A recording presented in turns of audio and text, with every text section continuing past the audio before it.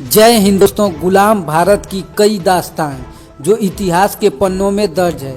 आज की पीढ़ी जब उन कहानियों को सुनती है तो कभी रगों में खून दौड़ जाता है, तो कभी गर्व से सीना चौड़ा हो जाता है, कभी आंखों में आंसू आ जाते हैं, तो कभी क्रोध से भर जाते हैं। गुलाम भारत के इतिहास में एक ऐसी खूनी दास्तान भी है जिसमें अंग्रेजों के अत्याचार और भारतीयों के नरसंहार की दर्दनाक घटना है। हर साल वह दिन जब भी आता है उस नरसंहार की यादें ताज़ा हो जाती हैं। शहादत का यह दिन 13 अप्रैल 1919 को होता है। इस दिन जलियांवाला बाग हत्याकांड हुआ था।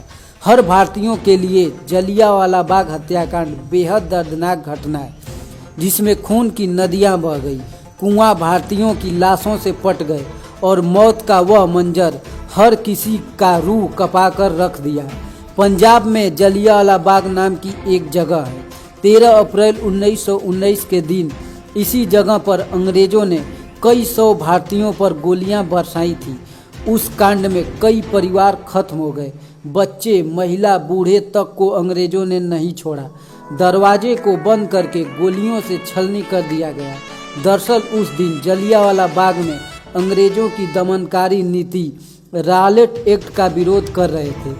इस एक्ट के मुताबिक ब्रिटिश सरकार के पास शक्ति थी कि वह बिना ट्रायल चलाए किसी भी संदिग्ध को गिरफ्तार कर सकता है या उसे जेल में डाल सकती है। रॉलेट एक्ट के तहत पंजाब में दो मशहूर नेता डॉक्टर सत्यपाल और डॉक्टर सैफुद्दीन किचलू को गिरफ्तार कर लिया गया।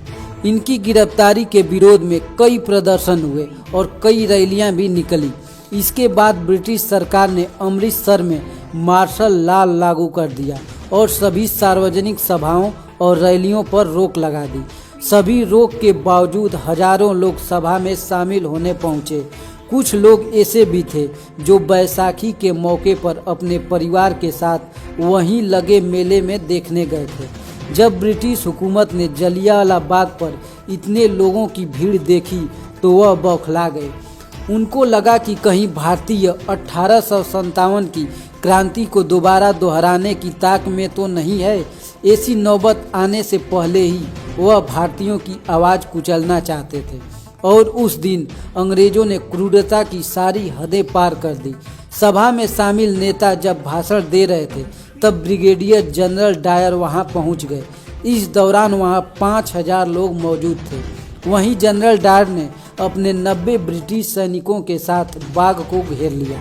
उन्होंने वहां मौजूद लोगों को चेतावनी दिए बिना ही गोलियां चलानी शुरू कर दी। ब्रिटिश सैनिकों ने महज 10 मिनट में कुल 1650 राउंड गोलियां चलाई।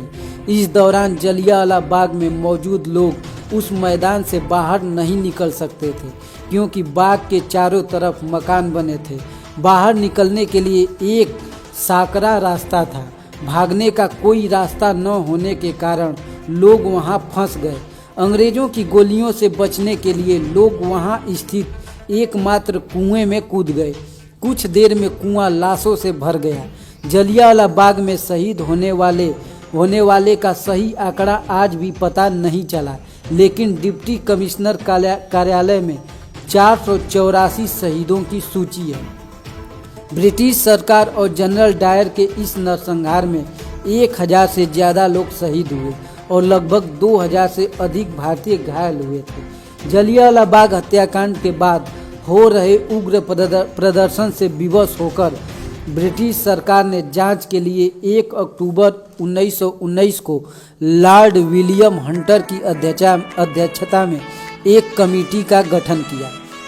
मार्च 1920 में हंटर कमेटी ने जलियांवाला बाग हत्याकांड पर अपनी रिपोर्ट पेश की। इस रिपोर्ट में हत्याकांड को हल्का करने की पूरी कोशिश की गई थी। इस रिपोर्ट में पंजाब के गवर्नर माइकल ओ डायर को निर्दोष बताया गया, लेकिन शहीद उधम सिंह ने माइकल ओ डायर को मारकर जलियांवाला बाग हत्याकांड का बदला ले लिया।